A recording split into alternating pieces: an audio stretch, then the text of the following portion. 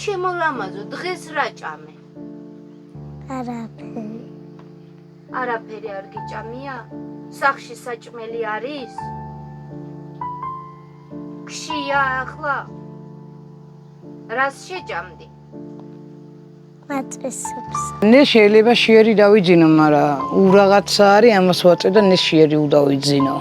ეს მიცენიაო, ამან ჭამო და შიერი არ დაიძინო. ვერ ყიდულო, ფული არ არის, თახა არ არისო, უყიდო.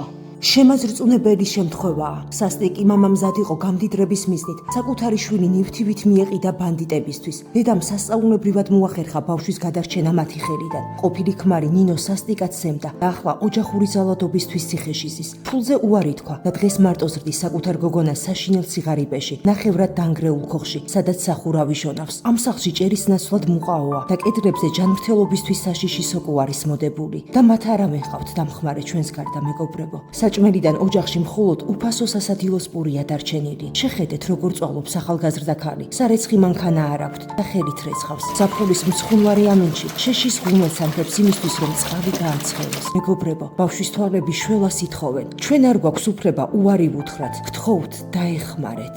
გადარიცხეთ ნებისმიერი თანხა ჩერნოვეცკის ფონდის ოფიციალური საიტის მეშვეობით.